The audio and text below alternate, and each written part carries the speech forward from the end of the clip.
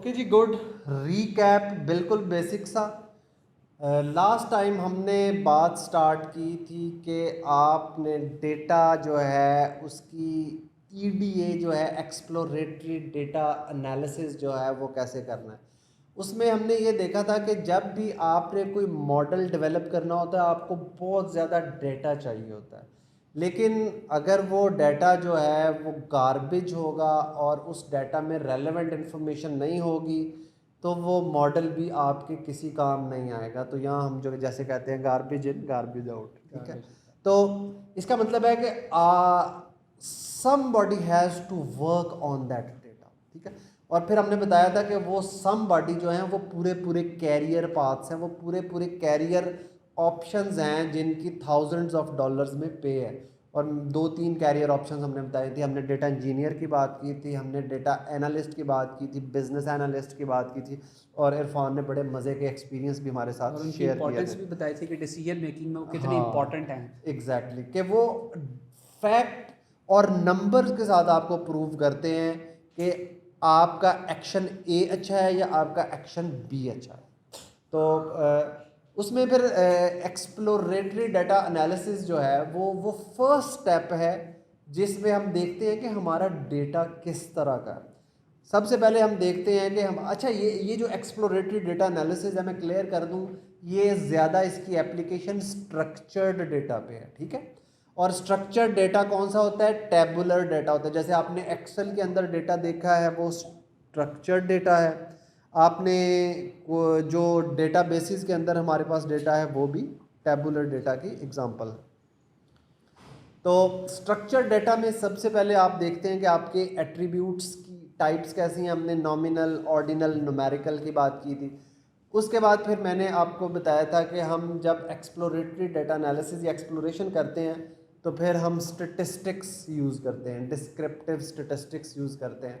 उसके कुछ कॉन्सेप्ट्स जो हैं वो हमने लास्ट टाइम डिस्कस किए थे, और उन कॉन्सेप्ट्स पे आज भी हमारा जो फोकस है उन कॉन्सेप्ट्स को एक्सटेंड करने में ही ज़्यादा यूज़ होगा। सो डिस्क्रिप्टिव स्टेटिस्टिक्स या इसकी वो ब्रांच जो एक्सप्लोरेटरी डेटा एनालिसिस में यूज़ होती है उसे हम कहते हैं समरी स्टेटिस्टिक्स। सबसे पहले हमने बताया था इसकी ज़रूरत क्यों है, why do we want to do that, क्यों करें। क्योंकि जब भी कोई काम हम करना चाहते हैं सबसे पहले हमें ये पता होना चाहिए क्यों करें, क्यों टाइम लगाएं इसको करने में। तो मैंने आपको एग्जांपल दी थी, फ़र्ज़ करें आपके पास 1,00,000 रिकॉर्ड्स। अब आप 1,00,000 रिकॉर्ड्स जो है उन्हें फ़र्दन फ़र्दन देखेंगे तो आपको शाम पड़ जाएगी, कहना मुनासिब नहीं है ना। ये ऐसे ही है जैसे जैसे कोई कहे 100 रकात नमाज नफल और फिर बस मुसल्ले पे बैठ जाएं और नफल पढ़ते रहें, बहुत सवाब मिलेगा लेकिन नॉलेज नहीं मिलेगा। सो हमने नॉलेज लेना है कि हमारा डेटा किस तरह का है। उसके लिए हम समरी स्टेटिस्टिक्स यूज़ करते हैं। समरी स्टेटिस्टिक्स जो है उसमें फिर मैंने दो तीन मुश्किल मुश्किल लफ्ज़ बोले थे। मैंने सबसे पहला मुश्किल लफ्ज़ बोला था major of central tendency. Centre का क्या मतलब होता है? समवेयर, दरमियान, कोई चीज़ जो दरमियान में है, सेंटर में है ना। और ये मैंने कहा था कि ये जो मुश्किल सी चीज़ है इसका मतलब है एवरेज। एवरेज, एक एवरेज तो हम बचपन से निकालते आ रहे हैं जिसका नाम हमने रखा था कि यार ये मीन है। तो आपके पास अगर एक न्यूमेरिकल एट्रीब्यूट, अच्छा ये एट्रीब्यूट वाला क्या होता है? बच्चों से पूछते हैं सर कमेंट्स फीचर में। क्या होता है, हाँ एट्रीब्यूट क्या होता है, और भी एक लफ्ज़ था वेरिएबल क्या होता है। बिल्कुल जी सर, जवाब आना शुरू हो गए हैं। Column name. Very good, columns.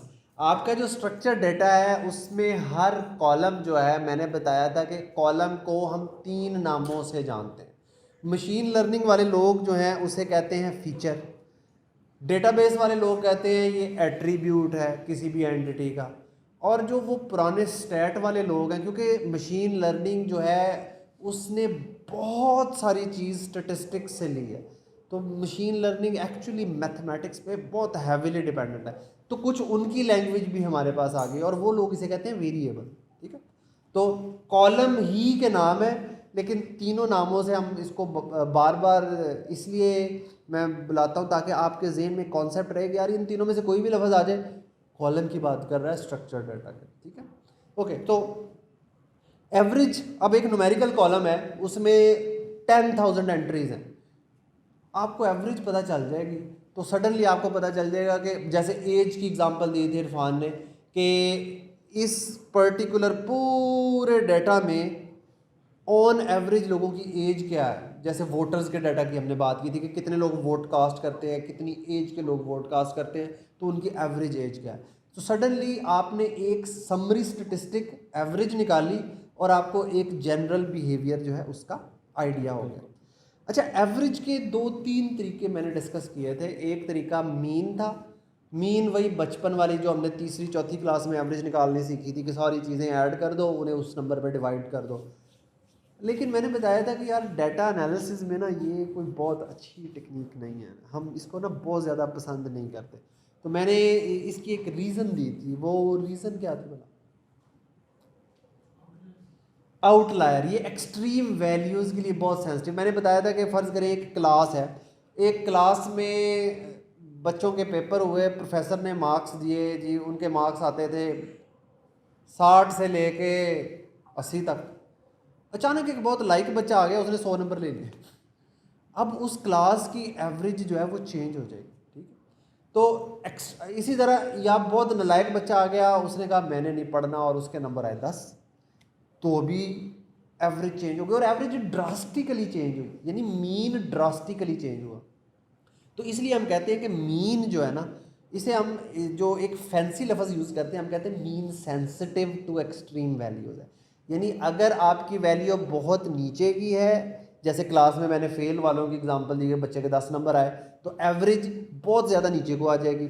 और अगर क्लास में कोई बहुत बच्चा लाइक परफॉर्म कर गया, उसने 100 में से 100 मार्क्स ले लिए, तो ये एवरेज बहुत ऊपर चली जाएगी।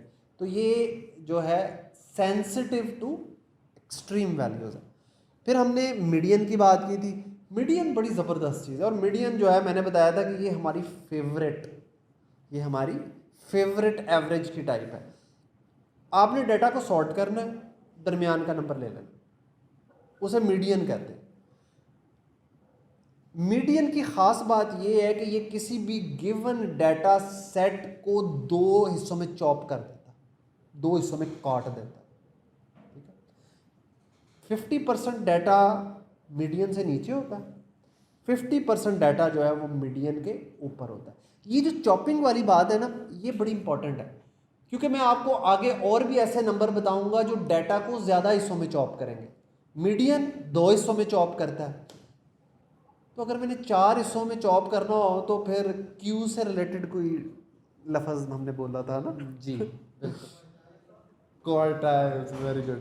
तो अभी हम ज़रा ये इसकी बात कर लें एवरेज की, फिर हम क्वार्टाइल की तरफ भी जाते हैं। लेकिन फंडामेंटल कॉन्सेप्ट क्या है, आपने एक एट्रीब्यूट था आपके पास, एज का एट्रीब्यूट था, आपने उसको चॉप कर दिया 2 हिस्सों में कि मीडियन दरमियान की वैल्यू ये है, आधी वैल्यूज़ इस एज से नीचे हैं, आधी वैल्यूज़ इस एज से ऊपर, ठीक है। तो आपको सडनली एक ट्रेंड जो है उस डाटा में नज़र आना शुरू हो जाएगा। हमारे पास नेक्स्ट मॉड था। बिल्कुल। मॉड अच्छी चीज़ है, मैं लेकिन मॉड, मीडियन में एक चीज ऐड करते। डॉक्टर साहब आवाज आ रही हाँ है हाँ ना श्योर, मेरी? जी जी दो बिल्कुल आ रहा है। मीडियंस हो सकते हैं, लेकिन ये बाज़ औक़ात पॉसिबल है कि आपके सेंटर के जो दोनों वैल्यू हैं वो दोनों मीडियन होंगे, लेकिन उससे भी आप एक मीडियन ड्राइव कर लेते हैं, वो बताइए जरा। जी जी जी जी बिल्कुल बिल्कुल, ये बिल्कुल सही कहा। अगर हमारे पास इवन नंबर ऑफ वैल्यूज है ना, इवन आपको पता है ना, जो 2 पे पूरा पूरा डिवाइड हो जाए, यानी अगर मेरे पास 14 वैल्यूज हैं तो फिर मेरे पास मीडियन होगा 7 और 8, तो हम उन दोनों को ऐड करेंगे, 2 पे डिवाइड करते हैं, तो हमारे पास मीडियन आ जाएगा, ठीक है। तो मीडियन मैंने बताया था कि हमारी सबसे फेवरेट एवरेज है, डाटा सेट को 2 हिस्सों में चॉप कर देता है। मॉड, मॉड बड़ा आसान है याद रखना।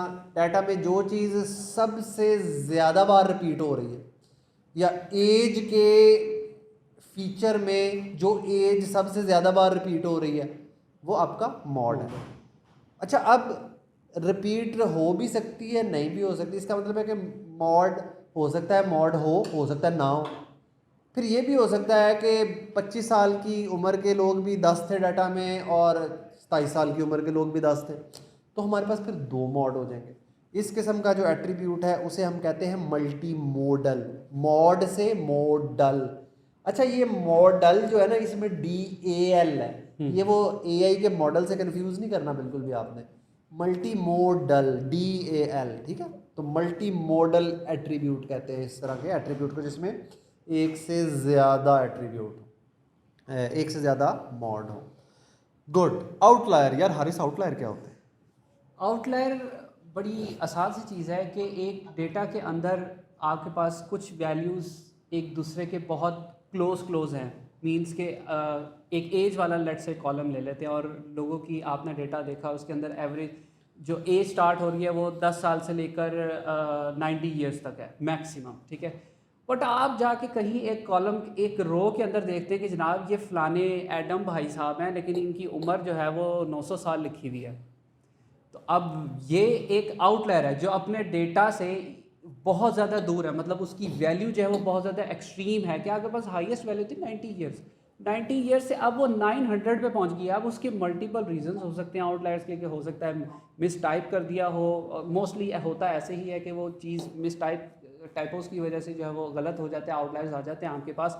और ये तो आपके पास हायर वैल्यू की बता दी ना, मिनिमम वैल्यू की भी आपके पास हो सकती है और डेट्स के अंदर भी आपके पास इनकंसिस्टेंसीज आ सकती हैं, ठीक है। तो इन इन चीज़ों को आपने देखना होता है। थोड़ा सा एक और चीज़ मैं इसमें ऐड कर दूं, बाज़ औक़ात ऐसा होता है कि डाटा आपके पास डेट ऑफ बर्थ आ रही होती है लेकिन डेट ऑफ बर्थ किसी ने कैलेंडर डेट्स के डिफरेंट फॉर्मेट यूज किए होते हैं। अब वैल्यूज तो वो सारी ठीक हैं कि सबने मैंने 4 जुलाई 2020 लिख दिया लेट से।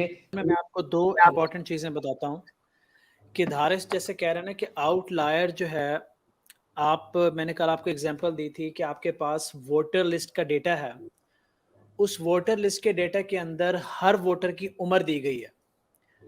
अब एवरेज एज आपके पास आ रही है जी 18 साल से शुरू हो रही है, 80 साल तक जा रही है, 70 साल तक जा रही है, 100 साल तक जा रही है। आउटलायर का मतलब ये नहीं होता, ये मैं खुद से, आउटलायर का मतलब हमेशा ये नहीं होगा कि नॉर्मल से कोई बहुत बड़ी वैल्यू आ गई है, कि जहां आप 100 साल की उम्र मैक्सिमम में देख रहे हैं वहां पे किसी की उम्र 500 साल आ गई है। 500 साल, 500 इज एन आउटलायर, क्योंकि एक डाटा का ग्रुप है, सारा डाटा क्लोज और एक बहुत ही अजीब सा काम कर दिया कि 500 साल की उम्र आ गई। एक और आउटलायर भी हो सकता है कि नीचे आया हुआ कि इसकी उम्र 2 साल है। सो ये माइंड से निकाल दें कि आउटलायर हमेशा इतना बड़ा होगा कि वो डेटा से दूर जाना है तो आप नीचे से भी जा सकते हैं, ऊपर से भी जा सकते हैं। ये दो बातें मैं आपको इसलिए बता रहा हूं कि जब आगे आप IQR डॉक्टर साहब पढ़ाएंगे तो ये दोनों बातें वहां पर आपको तब समझ आएगी कि IQR को, क्वार्टर रेंज को हम ऊपर के 25% और नीचे का 25% उड़ाते क्यों है, क्योंकि उसके अंदर मोस्टली चांसेस होता है कि आपका छोटा आउटलायर भी निकल जाएगा, बड़ा आउटलायर भी निकल जाएगा। और आप भी कुछ लोगों के सवाल में देख रहे थे कि मीन मीडियन लेते क्यों हैं, इसका जवाब भी आपको आगे मिल जाएगा। पर ये समझ लें कि आउटलायर जो है वो नॉर्मल रेंज से कोई बहुत बड़ी वैल्यू हो सकती है या बहुत छोटी वैल्यू हो सकती है। तो ये समझना बहुत जरूरी है हर डेटा के अंदर। Please carry on Haris. Thank you so much Irfan. तो अच्छा, अभी ये जो मीन और मीडियन लेते क्यों हैं, इसकी मैंने आपको एक रीज़न दी कि आपके पास थाउजेंड्स ऑफ लोगों का डेटा है। तो बजाय ये कि आप एक, मैंने जैसे एज ही के एट्रीब्यूट वोटर की बात कर लेते हैं और वोटर में एज की बात कर लेते हैं, आप हर वोटर की एज चेक बारी बारी 10,000 लोगों की करने की बजाय आप उनकी एवरेज ले लें। आपको एवरेज से पता चल जाएगा कि यार ऑन एवरेज कितनी उम्र के लोगों ने वोट डाला है, ठीक है।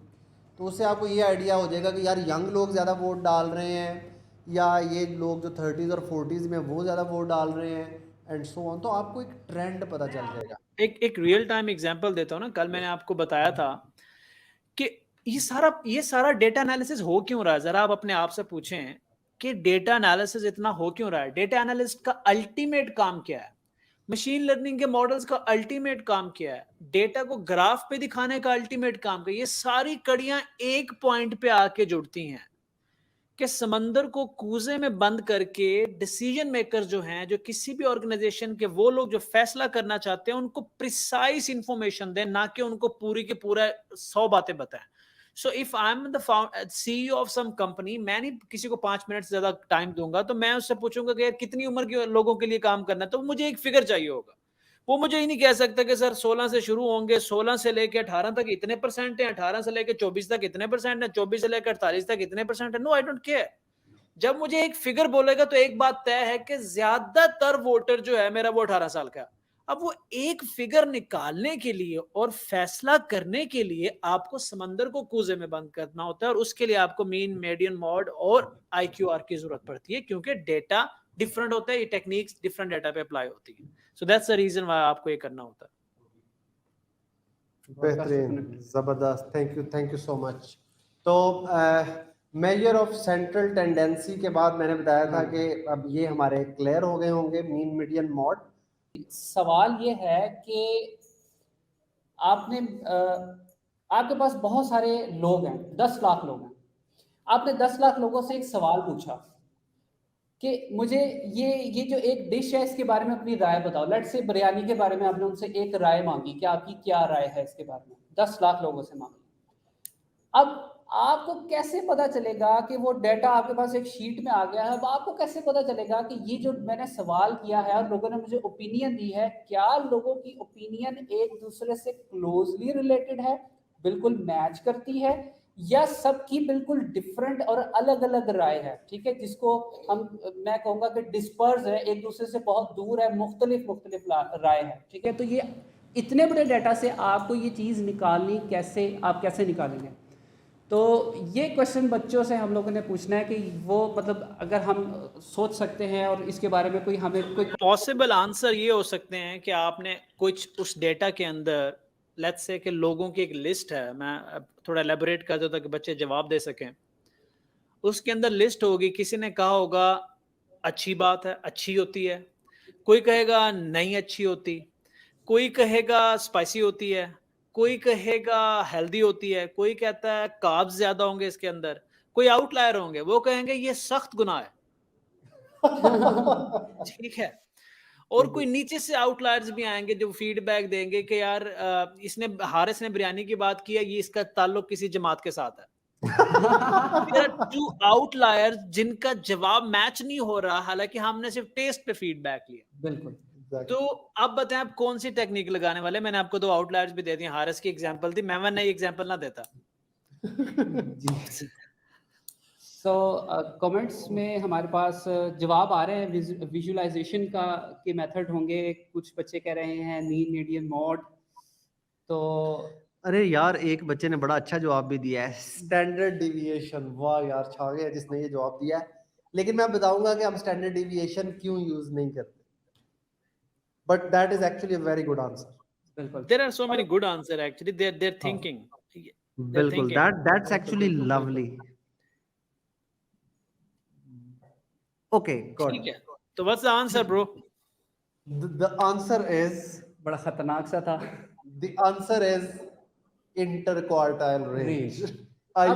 ठीक है। IQR। जी सर आ जाएं, let's get back to the IQR, क्योंकि वो एक हाइप बिल्कुल। क्रिएट हुई है। It's very simple, very easy.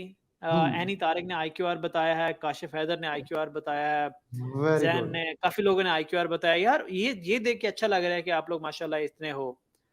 ठीक है, very good. Let's go, sir इसके लेट्स गो। साथ एक और सवाल भी जोड़ देते हैं जिसका जवाब आपको जब हम इसको एक्सप्लेन कर रहे होंगे तब आपको उसका जवाब मिल जाएगा। मीनवाइल लेकिन आप भी उस पर थोड़ी सी ब्रेनस्टॉर्मिंग करेंगे कि आपको ये भी चीज़ पता लगानी है कि डिस्पर्शन कितनी है, उनके ओपिनियन कितने मुख्तलिफ है या कितने क्लोज है। साथ आपको ये कैसे पता चलेगा, आप किस तरह से आइडेंटिफाई करेंगे कि यार ये जो चीज़ है, ये वैल्यू जो है ये आउटलायर है डाटा का, या ये बहुत एक्सट्रीम हाई वैल्यू है या ये बहुत एक्सट्रीम लो वैल्यू है। आप कैसे आइडेंटिफाई करेंगे, क्या क्राइटेरिया होगा जिससे आपको ये चीज़ पता चलेगी? तो ये क्वेश्चन जो है ना ये साथ साथ आपके चलेगा और इन बिटवीन इसका आंसर आपको मेरा ख्याल मिल जाएगा। 15 मिनट में इसका आंसर आ जाएगा। बिल्कुल, उससे बिल्कुल। भी थोड़ा मुश्किल होगा, तो आप आगे चलें। IQR को ना बेसिक ब्रेक करते हैं और IQR को आज क्लीन करते हैं, और हम आगे कोड के अंदर विजुअल ग्राफिक्स के अंदर डाइव इन करते हैं। जी जी बिल्कुल, जबरदस्त। अच्छा, मैंने बताया था कि मीडियन 2 हिस्सों में चॉप करता है डाटा को, ठीक है।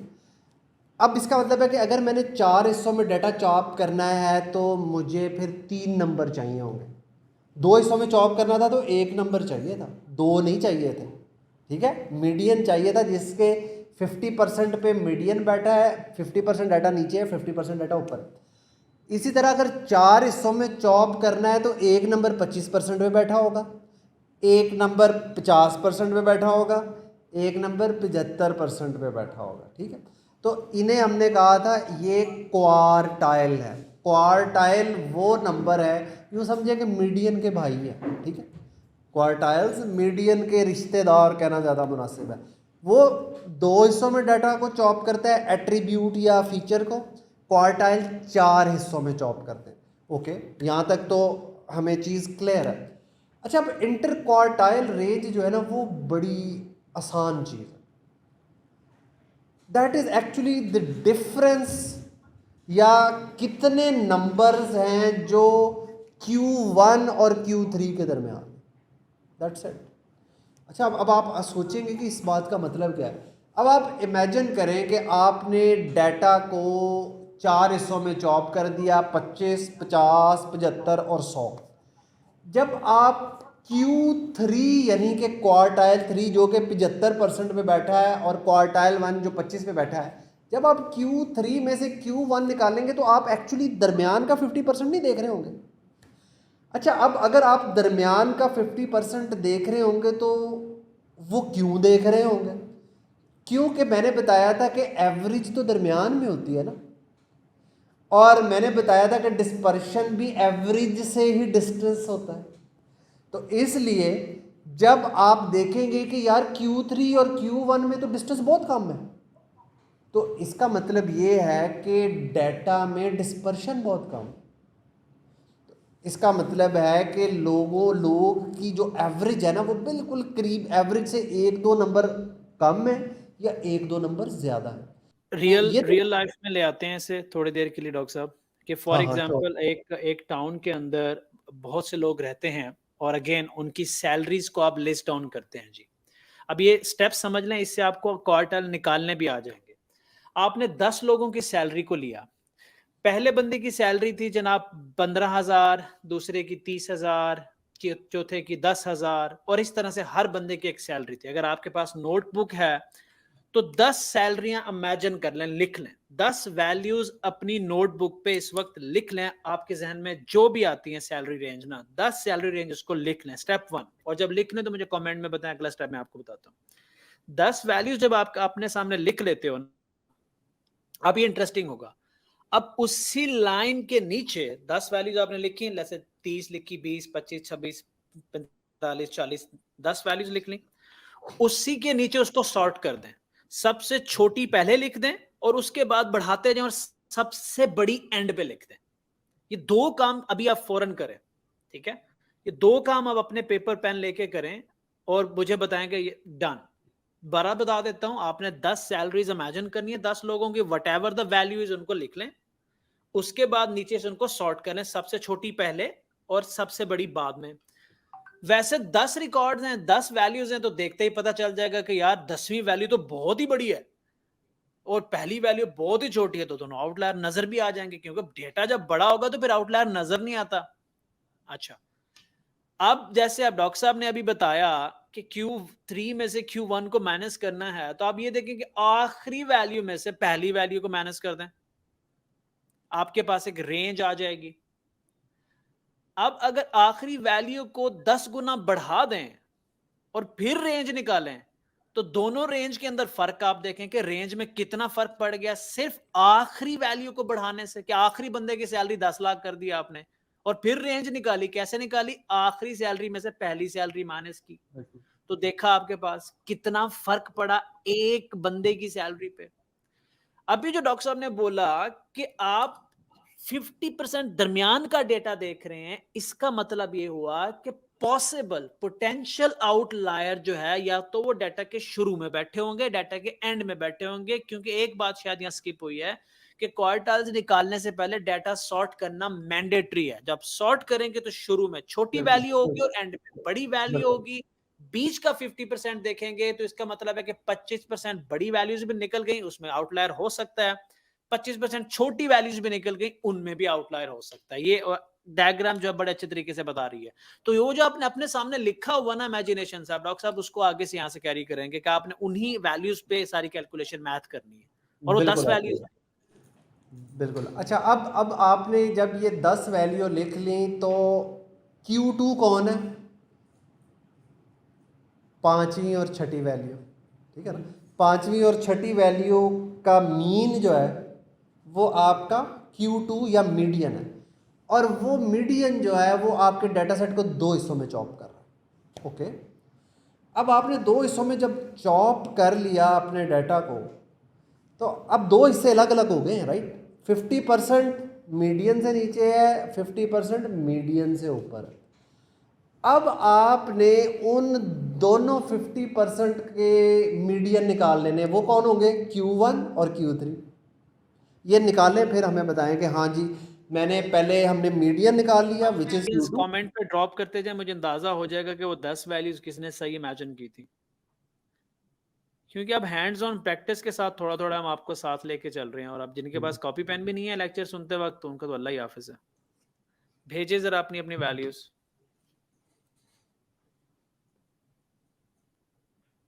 डॉक्टर मीन पूछा था, मीडियन पूछा था आपने? मैंने इनसे मीडियन, क्योंकि IQR एक चीज़ याद रखें, स्टैंडर्ड डिविएशन आप तब निकालते हैं जब आप मीन यूज़ कर रहे हो, ठीक है। IQR आप तब यूज़ करते हैं जब आप मीडियन यूज़ कर रहे हो। ऐसा नहीं हो सकता कि आप एवरेज मीन से निकाल रहे हैं और डिस्पर्शन IQR से निकाल रहे हैं, नहीं। और ऐसा भी नहीं हो सकता कि आप एवरेज मीडियन से निकाल रहे हैं और डिस्पर्शन स्टैंडर्ड डिविएशन से निकाल रहे हैं, ऐसा, ठीक है। ये चीज़ आपने ज़हन में रखनी है। ठीक आ रहे हैं डॉक्टर साहब, मैंने कमेंट देख रहा हूँ इनके। बेहतरीन, इमेजिनेशन वैल्यूज के हिसाब से कीप गोइंग, गुड है। Very good, very good. Okay, अब आपने अगर मीडियन निकाल लिया तो बाकी काम बड़ा आसान है। अब जो दो पीसीज बन गए हैं ना, उन दो पीसीज का मीडियन निकालना है, यानी एक जो स्टार्टिंग वैल्यू से मीडियन तक और एक मीडियन से मैक्स वैल्यू तक, ठीक है। तो अब मैंने दो लफ्ज़ और इंट्रोड्यूस करवाए, मिन से मीडियन तक। मिन कहते हैं मिनिमम, सबसे छोटी वैल्यू को। इसके बाद फिर हम इन्हें बताएंगे 5 नंबर सब, ठीक है ना। ओके, सो सबसे छोटी वैल्यू को अब मैंने कहना है मिन या मिनिमम। मिनिमम सबसे कम को कहते हैं, राइट। और सबसे बड़ी वैल्यू को मैंने कहना है मैक्स या मैक्सिमम, ठीक है।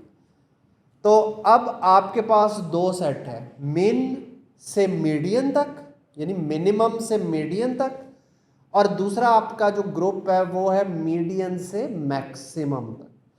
जब आप इन दोनों के पीस के मीडियन निकाल लेंगे तो जो मिन से मीडियन तक का दरमियानी नंबर है वो कौन है?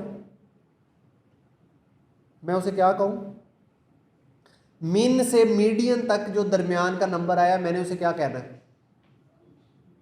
Q1, quartile 1। ओके, अब मीडियन से मैक्स जब हम चॉप करेंगे दो हिस्सों में, तो वो कौन सा Q होगा? वेरी गुड, वो Q। एक ही बचा Q3। जबरदस्त। Q4 भी किसने बताना है अभी? Q4 ये बताना है कि Q4 एग्जिस्ट करता है कि नहीं करता। Q3 आंसर्स आ रहे हैं। देखिए Q2 नहीं हो सकता, Q2 आपका मीडियन है। एग्जैक्टली, Q2 याद रख लें, जब भी आप इंटर क्वार्टाइल रेंज की बात कर रहे हो, Q2 समझ लें मीडियन का दूसरा नाम Q2 है। वेरी राइट, प्रिसाइजली, बेहतरीन। अच्छा जी, Q3 अब आ रहा है सबका, फाइन। अब जो Q3 था उसमें से Q1 माइनस कर, ये आपकी इंटर क्वार्टाइल रेंज या मेजर ऑफ डिस्पर्शन है कि डेटा मीडियन से कितने फासले पे ज्यादा है, ठीक है। जितना Q1 और Q3 एक दूसरे के करीब होंगे उतना डेटा में डिस्पर्शन बहुत कम है। जितना और डेटा Q1 में और डिस्पर्शन अगर कम है, सवाल का जवाब देते जाएं, जी जी, डेटा में डिस्पर्शन कम निकली है, जब आपने IQR निकाला तो वैल्यू छोटी आई, जिसका मतलब है कि डेटा में डिस्पर्शन कम है। क्या ये डेटा अच्छा है या बुरा है? बहुत अच्छा सवाल, ये अब बहुत ये बहुत बताइए। अच्छा सवाल है। बहुत अच्छा सवाल। ओके, अच्छा, ये इसको ना मुख्तलिफ पर्सपेक्टिव से देख रहे हैं। सबसे पहली बात ये है कि ये डेटा जो है इसमें वेरिएशन कम है, और वेरिएशन कम वाले डाटा को यूजुअली हम मैंने आपसे सवाल नहीं किया था, मैंने बच्चों से किया है। मैंने समझा मैंने किया, मैं अपना लेक्चर इनसे जा किया है। ये बच्चों से मैंने पूछा है, जरा मुझे समझने देना कि इनका थॉट प्रोसेस मुझे समझने देना कि दिमाग में पिक्चर बन रही है या रट्टा प्रोग्राम शुरू हुआ हुआ है। अच्छा, कोविड के दिनों में ना आपने एक टर्म सुनी होगी, फ्लैटनिंग द कर्व। ये किस आ गए किस ने डॉक्टर सुनी साहब, थी? हेल्प करना है। कर लें हेल्प कर लें थोड़ी सी। Flattening the curve. अब ये आपके सामने एक डायग्राम है, उसमें एक कर्व जो है वो बहुत स्टीप है, ऐसे एक फ्लैट है। जी डॉक्टर साहब, आप आ जी जाएं। जी, आइडिया ये है कि अच्छा, ये डिपेंड करता है कि आपका यूजेज क्या है, क्योंकि अगर आपके पास एक वेरिएबल है जो खास डाटा कैप्चर कर रहा है और आपके पास उसकी रिप्लेसमेंट नहीं है, तो आप क्लोज डिस्पर्शन वाले डाटा को भी यूज तो करेंगे, लेकिन क्लोज डिस्पर्शन वाला डाटा जो है उससे हम फर्दर उसको कंप्यूटेशनली आसान कर सकते हैं। कंप्यूटर के लिए उसको प्रोसेस करना आसान है, लेकिन उसमें मशीन लर्निंग के लिए इंफॉर्मेशन भी कम है। ये दो बातें बता रहा हूं मैं। अगर डाटा में डिस्पर्शन कम है, मशीन के लिए उसे प्रोसेस करना आसान है, पहली बात। लेकिन मशीन लर्निंग के मॉडल में उससे लर्निंग भी कम है, दूसरी बात। On the other hand, data में डिस्पर्शन ज्यादा है, मशीन को प्रोसेस करने में मुश्किल पेश आएगी, लेकिन मशीन लर्निंग के मॉडल के लिए उसमें इंफॉर्मेशन भी ज्यादा। ठीक है, मैं दोबारा रिपीट करता हूं। अगर IQR कम है, अब मैंने लैंग्वेज चेंज कर ली, अब मैंने डिस्पर्शन नहीं कहा, अब मैंने कहा है कि अगर इंटर क्वार्टाइल रेंज कम है, और जब मैं इंटर क्वार्टाइल रेंज कम कह रहा हूं तो मैं यही कह रहा हूं कि डिस्पर्शन कम है, राइट? ये आपको ऑटोमेटिकली ट्रांसलेट करनी है ये बात। डेटा डिस्पर्शन, डेटा स्प्रेड, बिल्कुल, one and the same thing. कोई भी वर्ड यूज कर सकते हैं। अगर हम IQR यूज करें, डिस्पर्शन यूज करें, कोई स्प्रेड यूज करेगा तो आपने कहना डॉक्टर साहब ने गलत पढ़ाया। तीनों वर्ड जो है ना वो इंटरचेंजेबल ये इंटरचेंजेबली यूज हो रहे हैं, यू आर वेरी राइट, बिल्कुल। तो अगर डाटा में डिस्पर्शन कम है तो उसे प्रोसेस करना आसान है, लेकिन मशीन लर्निंग के मॉडल के लिए उसमें इंफॉर्मेशन भी कम। क्यों, ये अभी हम इस डिटेल में नहीं जा रहे, फिर कभी जाएंगे एक अगर मौका। एग्जांपल ऐड कर सकता हूँ डॉक्टर साहब यहाँ पे, वो मेरी श्योर आदत है पुरानी एग्जांपलें श्योर श्योर, दैट बताने वुड बी की। Lovely actually. अच्छा, अब मैं आप लोगों से सवाल तो किया था, अब जवाब भी मैं आप लोगों को देता हूँ और आप लोगों से उसको समझ आ जाएगी। अब मैं जवाब देता हूँ आपको रियल लाइफ में से। फॉर एग्जाम्पल, मैंने अपना एड रन करना है और एड रन करने के लिए मैंने किसी एजेंसी से राब्ता किया और उन्हें कहा कि मुझे लोकेशन वाइज डेटा दें और मैंने अपना एड रन करना है। वो मुझे डेटा का सैंपल बेचते हैं, मैंने अपनी प्रोडक्ट बेचनी है, मैं IQR निकालता हूं। अब मेरा IQR बहुत कम है तो मेरी प्रोडक्ट कितने एरिया में बिकेगी? वेरी राइट, मुझे फायदा होगा या नुकसान होगा? वेरी क्या राइट। वो डेटा मेरे इस रिक्वायरमेंट के लिहाज से ठीक है या गलत? अब आप जरा मुझे जवाब दे बच्चों। ये तो आपने बहुत अच्छी अच्छी example the, that was actually very आमद हुई थी हेल्पफुल। डॉक्टर साहब, आमद हो ही जाती है। क्या अभी मैं बेहतरीन थोड़ा आवाज है हाँ, आपकी, दिमाग वापस आ रहा है ना, गाड़ी चला चला के थक गया था मैं। जबरदस्त, बहुत आला। सो इन दैट केस, टाइम जाया नहीं करते, इन दैट केस वो डेटा मेरे लिए ठीक नहीं है।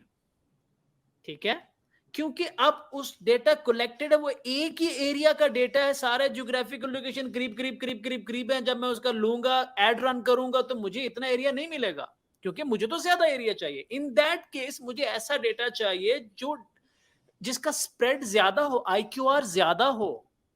और वो IQR ज्यादा आउटलायर की वजह से नहीं होना चाहिए। मैं क्योंकि IQR ज्यादा कह रहा हूं क्योंकि IQR ने पहले ही आउटलायर मार दिया।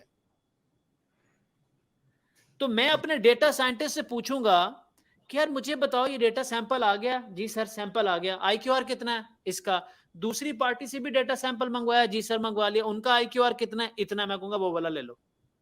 How easy is that for me? अब अदर रेंज में चले जाते हैं।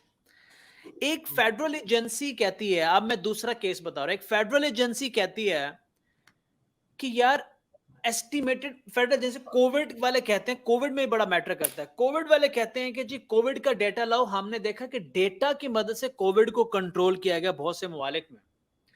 अब हमने एक कुछ एरिया लॉकडाउन करना है, उसके लिए डेटा मंगवाया और वो डेटा बहुत ज्यादा स्प्रेड है, तो क्या होगा, उसका IQR बहुत ज्यादा है, तो क्या पूरा पाकिस्तान बंद कर देंगे? लेकिन अगर डेटा कंडेंस्ड है, उसका IQR कंट्रोल में है, वो डेटा सही है कि यार इसका जो ये कोविड का डेटा, मतलब अगर ये पंजाब का कोविड का डेटा जो है इसका IQR कम है, बलोचिस्तान का जो डेटा आया है इसका IQR बहुत ज्यादा है, इसका मतलब ये हुआ कि कोविड जो है पूरा फैला हुआ है, किसी एक सर्टेन एरिया को हम लॉकडाउन नहीं कर सकते, बट इधर IQR क्योंकि कम है जियोग्राफिकली, तो शायद हम स्मार्ट लॉकडाउन की तरफ जा सकते हैं, तो वहां डिसीजन बदल गया, और इस तरह से और भी कई एग्जांपल निकलेंगी।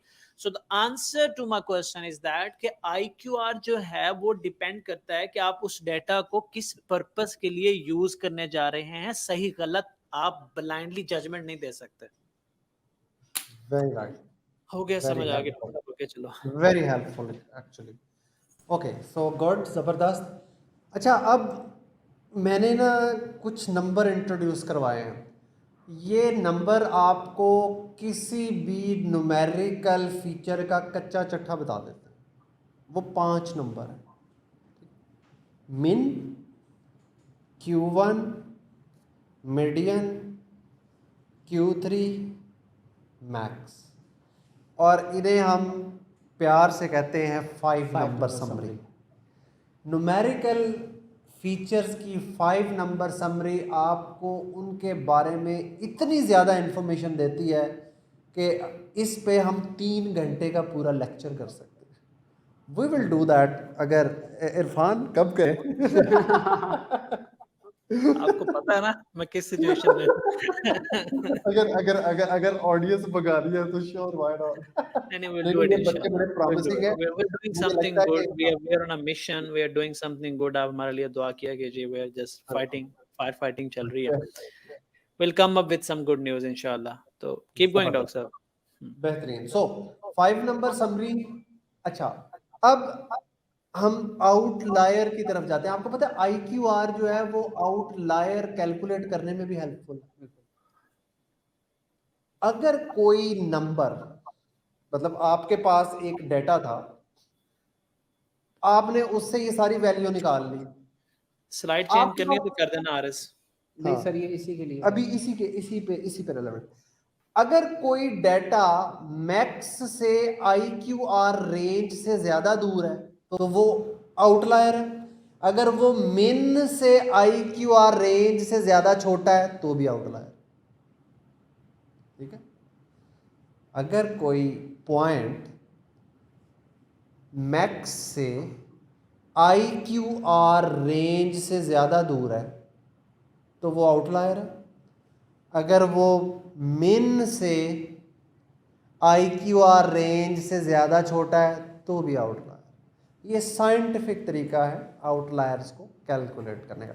बस आउटलायर पे इतना ही, सिर्फ ये बताना था कि IQR डिस्पर्शन भी बताती है, आउटलायर कैलकुलेट करने का एक तरीका भी बताती है। अच्छा, मैंने अभी ना ये जो आपको मैंने बात बताई है ना, इसमें मैंने ना कुछ इन्फॉर्मेशन अंडर द रग छुपा ली है, इसमें थोड़ी सी और डिटेल भी है, लेकिन जनरल आइडिया ये है कि IQR मैक्स से आगे बताती है कि आउटलायर किधर मिलेगा आपको, और मिन से नीचे बताती है कि आउटलायर आपको किधर मिलेगा। तो IQR का एक फ़ायदा ये है कि ये आउटलायर्स कैलकुलेट बिल्कुल। करवाते और हैं। जो क्वेश्चन था ना कि आपको, आप किस तरीके से वो, क्या रूल होगा, क्या क्राइटेरिया होगा जिसकी बेसिस पे आप आउटलायर्स को डिफाइन करेंगे कि ये चीज़ आउटलायर है और ये चीज़ आउटलायर नहीं है।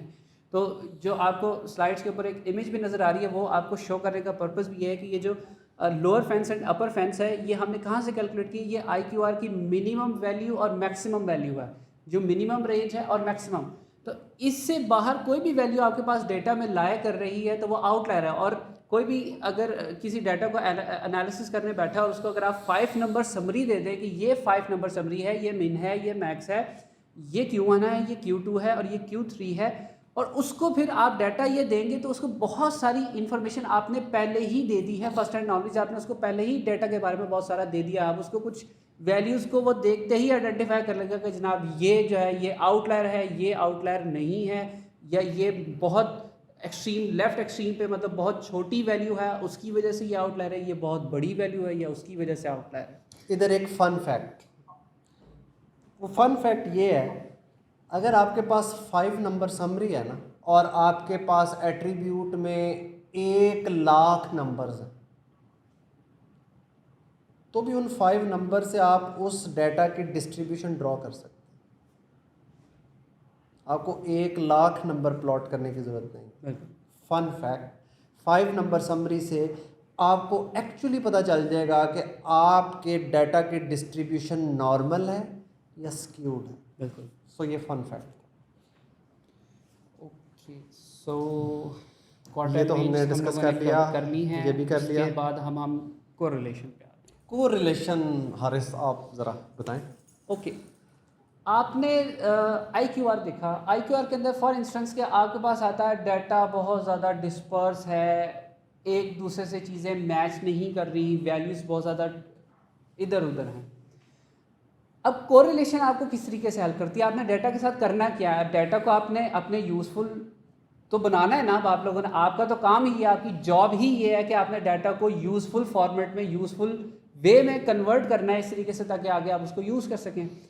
तो कोरिलेशन में आप क्या करते हैं? कोरिलेशन में आप ये देखते हैं कि डिफरेंट वेरिएबल्स आपस में किस तरीके से एक दूसरे के साथ जुड़े हुए हैं, एक वेरिएबल दूसरे वेरिएबल पर किस तरीके से इन्फ्लुएंस करता है और वो किस तरीके से एक दूसरे की वैल्यू पे असरअंदाज होते हैं। क्या आपको वो यूज़ करने चाहिए अपने डेटा सेट में? मिसाल के तौर पर हमने लास्ट लेक्चर में आइसक्रीम की एग्जांपल दी थी कि एक अगर कॉलम में आपको दे दिया जाए कि पाकिस्तान के अंदर आइसक्रीम कौन से सीज़न में सबसे ज़्यादा खाई जाती है, तो क्या होगा? जब भी समर सीज़न आएगा, जितनी ज़्यादा टेम्परेचर बढ़ता जाएगा उतना ज़्यादा आइसक्रीम की कंजप्शन क्या होती जाएगी? बढ़ती जाएगी। अब उसके अंदर आप कोई ऐसा कॉलम डाल देते हैं कि जिसके अंदर वैल्यूज़ लिखी हुई हैं कि वो उसके अंदर मटेरियल कौन सा यूज़ हुआ था, ज़ाहिर है वो इन्फ्लुएंस करता है, बट उसके साथ आपने ऐसी अननेसेसरी इंफॉर्मेशन डाल दी कि जनाब इसको बनाने वाले की एज क्या थी। Can I add something Haris? Yes, sure, बिल्कुल। लवली। रिलेशन में अगर आप देखें, आपने अभी एक जनरल बात की कि आइसक्रीम का ताल्लुक गर्मी और सर्दी से है। अगर आप इसको जेंडर के पर्सपेक्टिव से देखें तो फीमेल जो है वो सर्दियों में आइसक्रीम ज्यादा खाती हैं as compare to mail.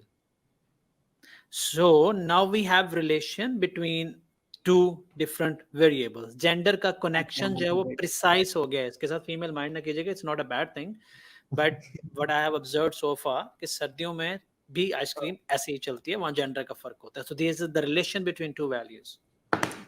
Okay, so अब आप क्या करते हैं कि आपने वो दो कॉलम्स तो देखे कि टेम्परेचर का और आइसक्रीम का आपस में रिलेशन बन रहा है कि टेम्परेचर बढ़ता जा रहा है और आइसक्रीम की कंजप्शन भी बढ़ती जा रही है। लेकिन अब आप ये देखते हैं कि आइसक्रीम की कंजप्शन का उस मैन्युफैक्चरर की एज के साथ कोई ताल्लुक नहीं है या उसकी फैक्ट्री लोकेशन से तो कोई ताल्लुक नहीं है। वो इन्फॉर्मेशन, अब आपने ये देख लिया कि ये दोनों तो मतलब उसकी वैल्यू बदल जाए, उसकी लोकेशन बदल जाए, आपकी कंजप्शन पे उससे कोई फ़र्क नहीं पड़ रहा। जब इनके दरमियान कोई रिलेशन नहीं है तो इसको जब आप डाटा में रखेंगे तो ये एक अननेसेसरी प्रोसेसिंग होगी आपके डाटा के अंदर भी, अननेसेसरी चीज़, और मॉडल के लिए भी अननेसेसरी प्रोसेसिंग होगी।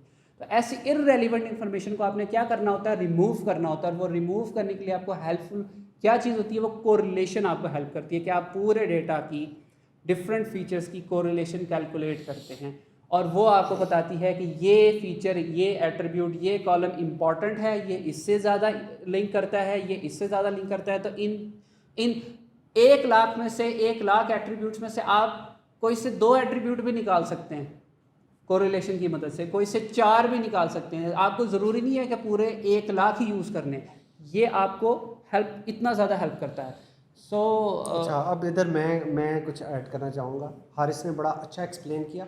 कोरिलेशन की भी ना अब दो टाइप्स होती है, ठीक है। कोरिलेशन पॉजिटिव भी हो सकता है और नेगेटिव भी हो सकता है। अगर एक फीचर के अंदर वैल्यू बढ़े और दूसरे फीचर में भी वैल्यू बढ़े तो ये पॉजिटिव कोरिलेशन। अच्छा, एक चीज़ आपने याद रखनी है, कोरिलेशन हमेशा दो कॉलम्स के दरमियान निकाला जाता है। IQR और मीडियन और मॉड हम एक फीचर में निकाल रहे थे, ठीक है ना। तो हमारे पास एक फीचर था तो हम पिछले काम कर रहे थे, अब हमारे पास दो फीचर्स हैं, हमने उन दोनों को आपस में कंपेयर करना। तो ये हमेशा दो वेरिएबल्स, वेरिएबल का मतलब भी कॉलम है, मैंने पहले इसलिए मैं वेरिएबल आपको एग्जांपल दे दूं डॉक्टर साहब के इस नेगेटिव और पॉजिटिव कोरिलेशन की, ये अगर आप दे दें तो दैट वुड बी हेल्पफुल, क्योंकि उनको समझ नहीं आने। देखें, वोटर डेटा की बात कर लेते हैं। वोटर डेटा में एक कॉलम है जी, लेट्स से वोटर है, नंबर ऑफ वोटर है, वोटर काउंट है। आपके पास दूसरा कॉलम है फूड। अब जहां बिरयानी की देगें बढ़ाते जाओगे तो वोटर काउंट कहाँ जाएगा? वोटर काउंट के कॉलम के अंदर एंट्रीज बढ़ती जाएंगी, देगें बढ़ रही हैं, वोटर काउंट बढ़ रहा है, ठीक है। दो वेरिएबल्स हैं, एक को बढ़ा रहे हैं, एक की वैल्यू बढ़ा रहे हैं, दूसरी की वैल्यू, तो you call it a positive correlation. दूसरा नेगेटिव कोरिलेशन में हम आते हैं, हम देखते हैं कि जी एक तरफ है हम लोग लेक्चर दे रहे हैं और दूसरी तरफ एक मतलब लेक्चर की कॉम्प्लेक्सिटी ऊपर जा रही है, नंबर ऑफ पीपल नीचे जा रहे हैं, ठीक है। एक है रिकॉर्ड है आपके पास लेक्चर का कॉम्प्लेक्सिटी लेवल 5, आज लाइव 500 लोग हैं। कॉम्प्लेक्सिटी लेवल 9, 300 लोगों पे। कॉम्प्लेक्सिटी लेवल, लेक्चर की कॉम्प्लेक्सिटी लेवल 10 पे चला गया, लोग 2 पे आ गए। तो हो क्या रहा है कि एक वैल्यू बढ़ रही है, दूसरे की कम हो रही है। कनेक्शन तो दोनों का है क्योंकि दोनों कॉम्प्लेक्सिटी से जुड़े हुए हैं, पर ये नेगेटिव कोरिलेशन है। बिरयानी की देगों के साथ वोटर बढ़ी जा रहे हैं, देगें भी बढ़ी जा रही हैं, पॉजिटिव कोरिलेशन है। डॉक्टर साहब सही बैठा है? वेरी हेल्पफुल, मैं कहता हूँ जबरदस्त। बस अब कोरिलेशन में एक चीज मैं और ऐड करना चाहता हूँ। कोरिलेशन जो है ये, इसकी ना एक वैल्यू होती है न्यूमेरिक, ये वैल्यू हमेशा -1 से +1 के दरमियान होती है, ठीक है। तो कोरिलेशन एक्चुअली हमें दो चीज़ें देता है वेरिएबल के दरमियान। एक तो ये डायरेक्शन ऑफ रिलेशनशिप देता है, जैसे इरफान ने बताया, बिरयानी की देगें और वोटर, बिरयानी की देगें बढ़ रही है, वोटर भी बढ़ रहे हैं, ये पॉजिटिव डायरेक्शन है, यानी कि पॉजिटिव कोरिलेशन है। और लेक्चर की कंप्लेक्सिटी और स्टूडेंट्स नेगेटिव। तो ये क्या थी? Direction of relationship. दूसरा ये स्ट्रेंथ ऑफ रिलेशनशिप भी देता है कि वोटर का नंबर और देगों की तादाद कोरिलेशन 0.9 है। इससे कोई और वेरिएबल होता कोरिलेशन 0.7 है, 0.6 है। यू सी, कॉम्प्लेक्स ना करें ना, हम यूं बता देते हैं कि एक देग बढ़ने पे 50 वोटर बढ़ जाते हैं, हालांकि देग की कैपेसिटी इतनी नहीं होती, और एक लेक्चर की कॉम्प्लेक्सिटी बढ़ने पे थोड़े बंदे कम होते हैं, बिल्कुल ऐसे। ठीक है। तो अब रिलेशन की स्ट्रेंथ है ना कि बिल्कुल कितना स्ट्रांगली कनेक्टेड है, कि एक वेरिएबल चेंज करने से दूसरा कितना ज्यादा चेंज हो रहा है, तो वो स्ट्रेंथ है। हो सकता है कि उनका रिलेशन जो हो वीक हो, हो सकता है उनका रिलेशन बहुत स्ट्रांग हो सकता है कि हम 3 लोग लेक्चर में बैठे हुए हैं, हम में से मे बी मैं लेक्चर में नहीं आता, तादाद फिर भी इतनी रहती है, तो हम वो जो कनेक्शन है, मेरी यहाँ पे जो अवेलेबिलिटी नहीं है, इट्स ओके फाइन। या एक बंदे के जाने पे ड्रेस्टिकली ऑडियंस लेक्चर लेना बंद कर देती है, कम हो जाता है, तो वो रिलेशन बहुत स्ट्रांग कनेक्ट हो गया दो वेरिएबल्स के साथ। तो इस तरह से ये कैलकुलेट करना जरूरी होता है। क्यों? अब थोड़ा वो जा रही है बात साइंस की तरफ, तो मैं थोड़ा सा बताता हूँ ये जरूरी क्यों है। ये जरूरी है कि सारी बातें जो डॉक्टर साहब आपको पढ़ा रहे हैं, ये डिसीजन मेकिंग के लिए है, क्योंकि आपने डिसाइड करना है कि यार कौन रिलेशन ढूंढने, इसलिए किसको रखना है, किसको निकालना है, किस पे तवज्जो देनी है, किस पे क्या करना है, क्योंकि डेटा तो आपके पास चंक्स में आएगा ना, बहुत बहुत ज्यादा डेटा आएगा। और घबराना इसलिए नहीं है कि हारिस ने जाके नोटबुक में सारा यूं कर देना है, लेकिन बिल्कुल आपको सिर्फ हम पीछे इंजन बता रहे हैं कि हो क्या रहा है। मतलब हम आपको एक ऑटोमेटिक गाड़ी देने से पहले मैनुअल पे ट्रेन कर रहे हैं कि यार भाई ये चला लो थोड़ी सी। डेटा विजुअलाइजेशन ये हमारी नोटबुक के अंदर बड़े अच्छे से कवर होगी, सो इसको हम उसमें कवर कर लेंगे सर, नोटबुक हाँ, वाले आप पार्ट। नोटबुक के अंदर कवर कर लो, आप नोटबुक के अंदर चले जाओ 10-15 मिनट, और उसके बाद बस एक चीज थोड़ी सी जो हमारी अभी रह गई जी। है उसको ऐड कर देते हैं कि आपको जो वैल्यूज नजर आ रही है ना, +1 -1, ये दो चीज़ें जो सर ने की थी ना, कि एक आपको डायरेक्शन बताएगी और एक आपको स्ट्रेंथ बताएगी कि कितना ज़्यादा स्ट्रॉन्ग रिलेशन है। तो जो साइन है पॉजिटिव और नेगेटिव, ये आपको डायरेक्शन दे रहा है कि पॉजिटिवली कोरिलेटेड है या नेगेटिवली कोरिलेटेड है। और जो उसकी वैल्यू होगी, जितनी ज़्यादा वो 1+1 के करीब है, उतना ज़्यादा पॉजिटिवली कोरिलेटेड है और उतना ज़्यादा स्ट्रॉन्ग रिलेशन है। अगर 0 पे आ गया तो कोई रिलेशन नहीं है, उसकी हमें कोई ज़रूरत नहीं है, उस चीज़ को आपने डेटा से उठा के बाहर फेंकना है। ठीक है, 0 के आसपास जो भी वैल्यू होगी वो आपके काम की नहीं है, ये जहन में आपने रखनी है बात। और अगर आपको कोई वैल्यू दी जाए -0.9, तो क्या ये स्ट्रॉन्ग रिलेशन होगा कि वीक रिलेशन होगा? ज़रा इसका तो जवाब हमें जल्दी से दे दें, मीनवाइल हम फिर अपनी नेक्स्ट स्टेज पे मूव करेंगे। ठीक है, तो कमेंट्स के अंदर इसका फटाफट से हमें जवाब दे दें, ताकि हमें भी एक तसल्ली हो जाए कि हमारी जो मेहनत है वो रंग ला रही है। और हम फिर जी क्वेश्चन रिपीट कर देते हैं ताकि क्लैरिटी हो जाए कि अगर आपके पास कोरिलेशन की वैल्यू -0.9 आती है, ठीक है, तो क्या ये रिलेशन स्ट्रॉन्ग होगा या वीक होगा? बस ये सवाल है कि स्ट्रॉन्ग होगा कि वीक होगा। -0.9। ओके जी, और हमारे पास बड़े तेज़ी से जवाब आ रहे हैं। और स्ट्रॉन्ग होगा, वीक होगा, स्ट्रॉन्ग होगा। ओके ओके, मैं आंसर करूं इसका? जी सर, बिल्कुल। ये बहुत स्ट्रॉन्ग रिलेशनशिप है। क्यों? क्योंकि वैल्यू 0.9 है, which is actually very near to 1, लेकिन डायरेक्शन नेगेटिव। ठीक है, तो अगर मैं कहता ना 0.09, देन दैट वो एक फर्क स्टोरी होती। हमने कहा 0.9 और -0.9 इज वेरी नियर टू -1, तो रिलेशनशिप बहुत स्ट्रॉन्ग है, लेकिन डायरेक्शन नेगेटिव। ठीक है, ये वही कम्प्लेक्सिटी और स्टूडेंट की तादाद वाली बात आप ज़हन में ला सकते हैं। ओके जी, अब नोटबुक हमने खोली है और आज का थोड़ा सा डिफरेंस ये है कि अब हम लास्ट 2 लेक्चर्स में हमने सेम डेटा सेट रखा था, उसके ऊपर हम लोग काम कर रहे थे। आज मैंने डेटा सेट चेंज किया है, थोड़ी सी आपको मज़ीद एग्जांपल्स के साथ रिलेट करवाने के लिए कि जो आज हमने थ्योरेटिकल कॉन्सेप्ट्स किए हैं उनको हम आपको थोड़ा सा आसान तरीके से समझा दें, क्योंकि डाटा कॉम्प्लेक्स भी किया जा सकता है लेकिन उसकी आपको सेंस इतनी आसानी से नहीं बनेगी, तो फ़ायदा नहीं है फिर इस तरह की चीज़ का कि जो बाद में जाके स्टूडेंट्स को ही परेशान करें, जिनके लिए हमने काम आसान करना है उनके लिए मुश्किल हो रहा।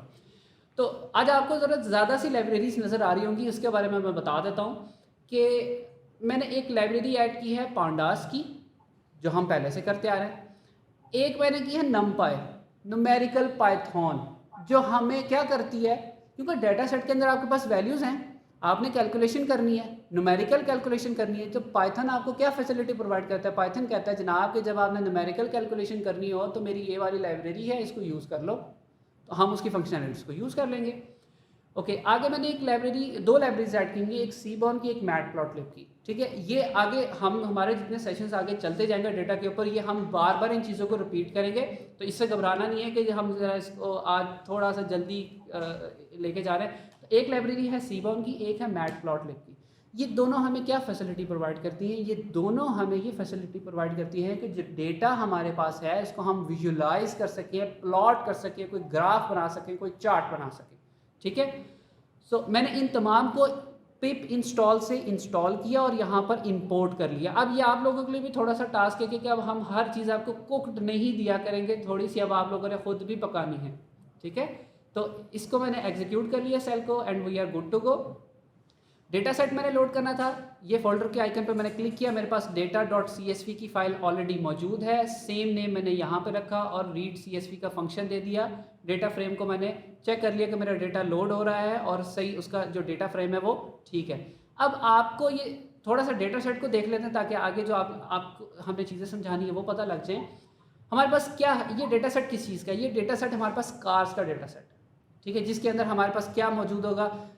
कार के मेकर्स मौजूद होंगे, बड़ी बड़ी जो कंपनीज़ हैं वो कार्स की हॉर्स पावर क्या है, फ्यूल कौन सी टाइप का फ्यूल यूज़ करती है, उसकी एवरेज क्या है, उसकी प्राइसिंग क्या है, उसकी कैटेगरी क्या है, लग्जरी है कि नॉर्मल है, किस कैटेगरी की गाड़ी है, किस कंट्री में यूज़ हो रही है, या व्हाट्सएवर जो भी उससे रिलेटेड जितने फीचर्स होते हैं, कितने डोर्स हैं, उसकी इंजन में कितने पिस्टन्स हैं, इवन हमारे पास हर चीज़ का डेटा इसमें मौजूद है। अब हमने इसमें से इनसाइड्स निकालनी है अपने डेटा के लिए, हमने इसके अंदर डिस्पर्जन देखनी है, हर फीचर की, हर कॉलम की अलग से डिस्पर्शन देखेंगे कि कितने आउटलायर आ रहे हैं, कैसे काम करना है, अच्छा डाटा है नहीं है।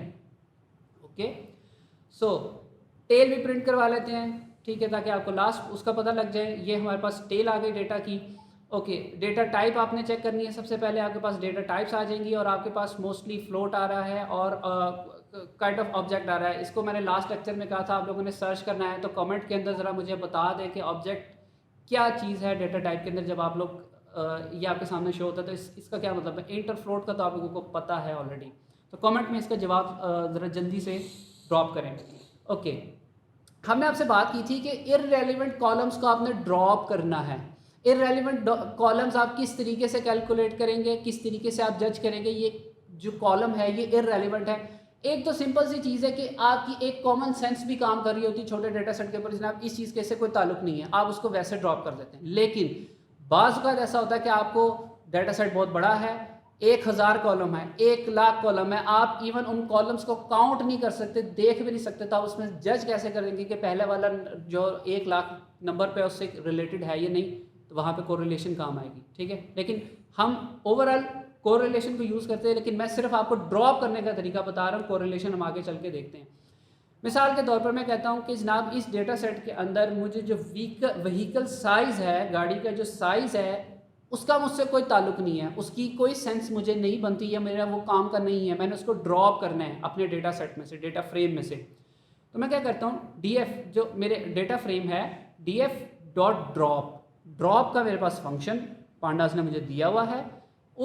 उसके अंदर जो मैंने आर्गुमेंट्स दिए हैं वो मैंने हाईलाइट कर दिए हैं कि व्हीकल साइज़ वाला मुझे कॉलम चाहिए, उसको क्या करो और उसका एक्सिस 1, अगर मैं एक्सिस 0 कर दूं तो ये क्या करेगा, पहली रो ड्रॉप कर देगा। एक्सिस 1 किया इसका मतलब कि ये कॉलम का नाम और उस पूरे कॉलम को ही ख़त्म कर दो डेटा सेट में से।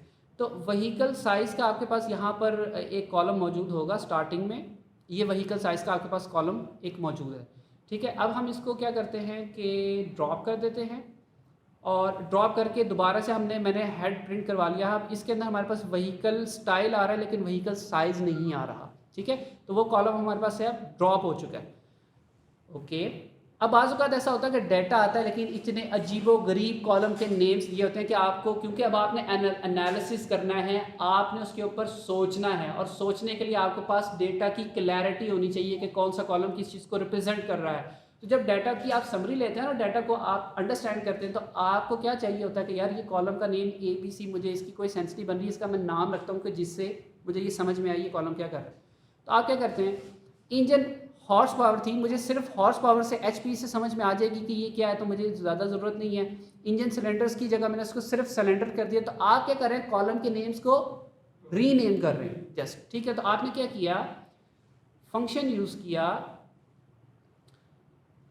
रीनेम का, ठीक है। उस रीनेम के अंदर आपने क्या पास किया, आपने कॉलम का आर्गुमेंट दिया, उसके अंदर वैल्यूज़ क्या दी, आपने डिक्शनरी दी है।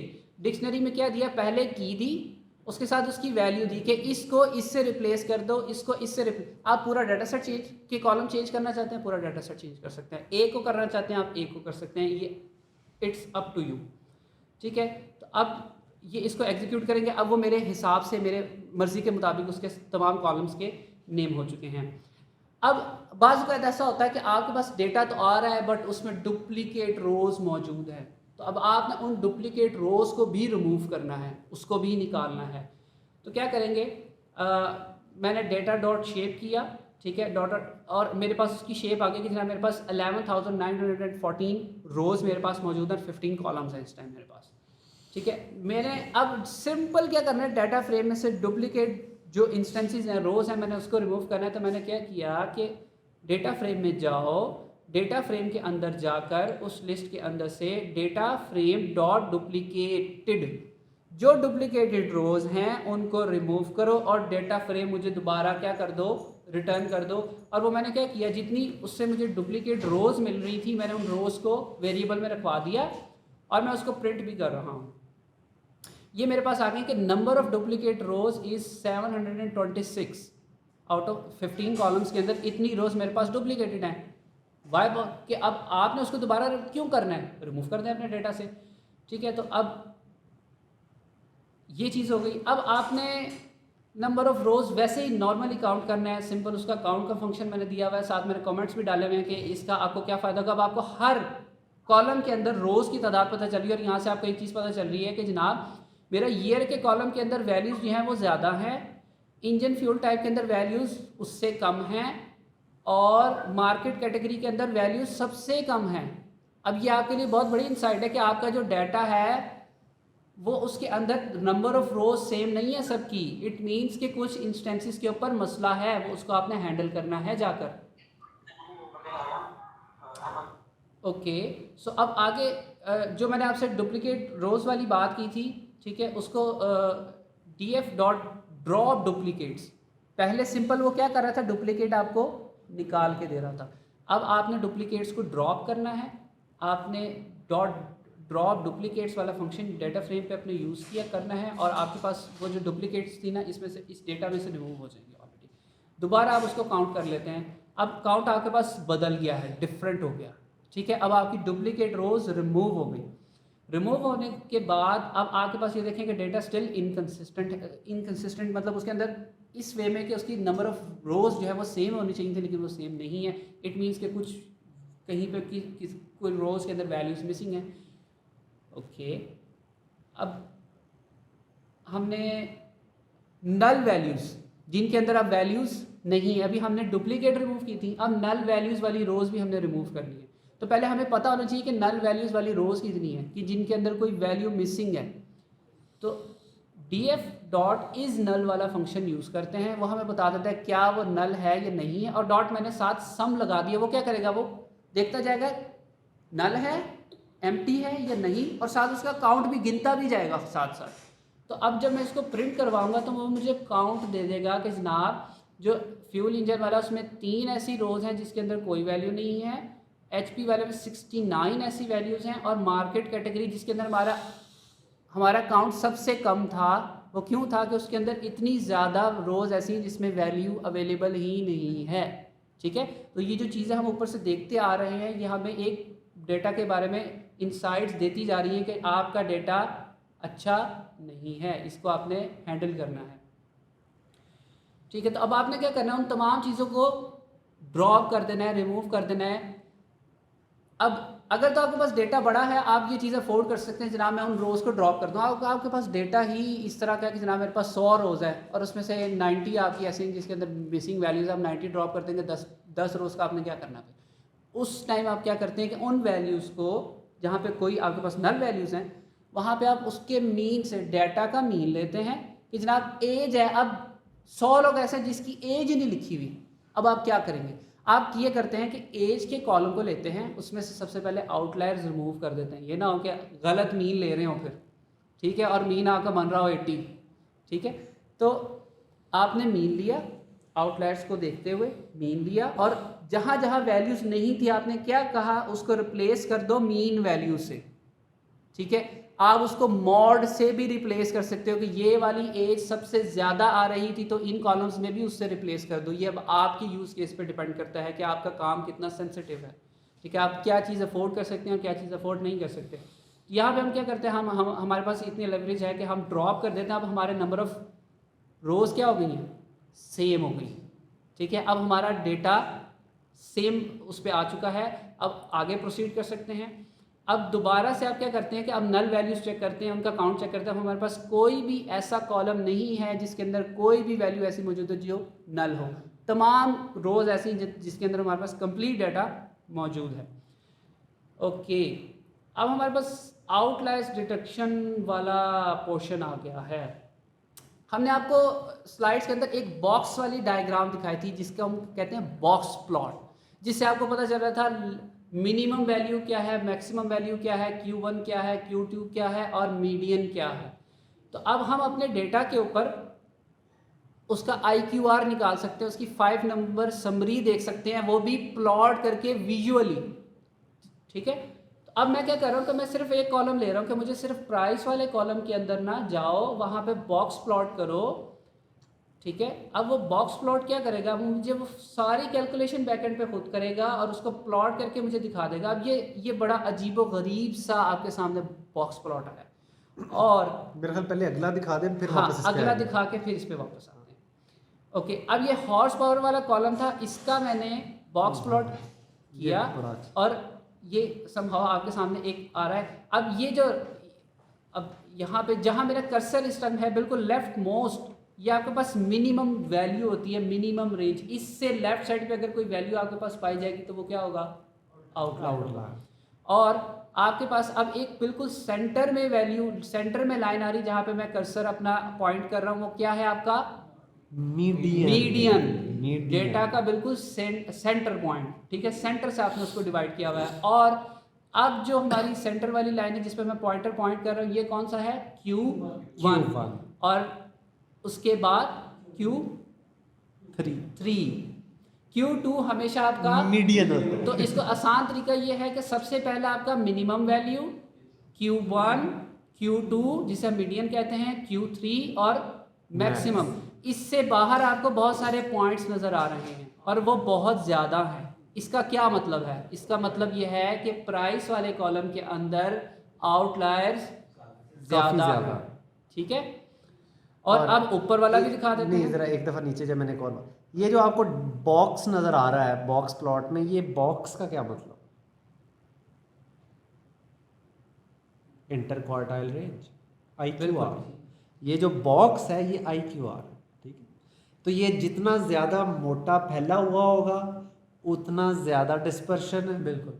जितना ये बिल्कुल साथ होगा उतनी कम डिस्पर्शन है, ठीक है।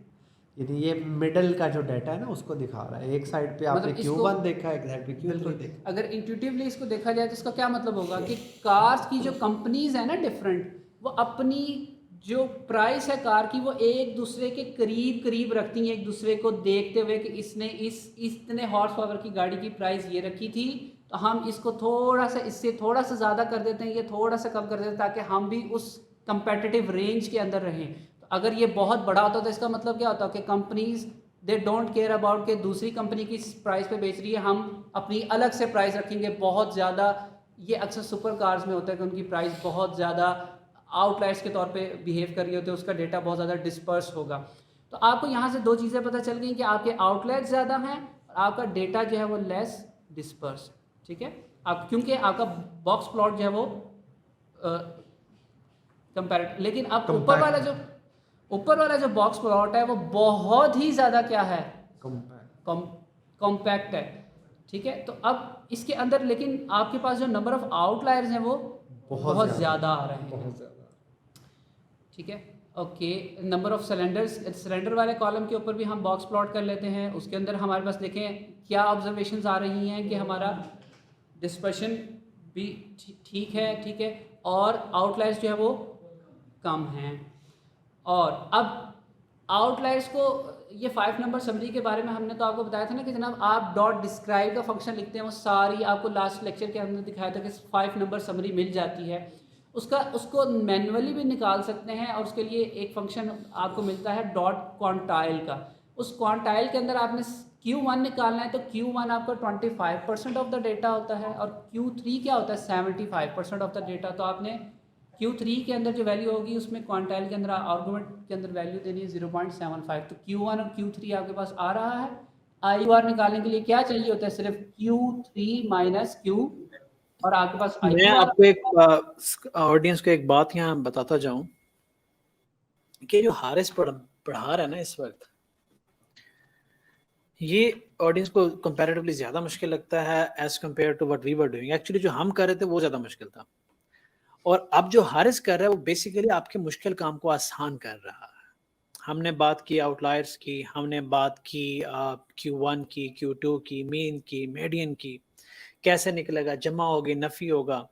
अगर ये जमा नफ़ी आपको 10 लाख के डायरेक्टर के रैकेट पे जाके करना पड़ जाए ना, आपको लग समझ जाए। हारिस आपको एक लाइन में करके दिखा रहा है, हारिस आपको टूल बता रहा है कि भाई अगर आपने डेटा को रीशेप करना है, क्लीन करना है, एनालाइज करना है, असेस करना है, ये वाली लाइनें लिखोगे हो जाएगा, ये गिराओगे, ये ऐड करोगे, ये ऐसे करोगे, वैसा करोगे, हो जाएगा। ये ऐसा ही है जैसे कोई शख्स गाड़ी खरीदने जाता है ना, तो वो गाड़ी खरीदने आप दो तरह से जा सकते हैं। एक ये कि आप एक चली हुई गाड़ी खरीदने जाते हो और वहां जाके आप देख रहे होते हो, स्क्रैच ढूंढ रहे होते हो, उसके ऊपर डेंट ढूंढ रहे होते हो।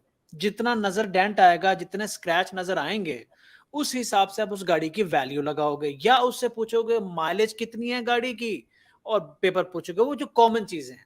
दूसरा तरीका उस गाड़ी को इंस्पेक्ट करने है कि आप अपने साथ टूल लेके जाएं, कंप्यूटर किट लेके जाएं, पेंट चेक करने वाली मशीन लेके जाएं, टायर चेक करने वाली, हर चीज के टूल किट होती है, वो पूरी टूल किट से गाड़ी की इंस्पेक्शन करें।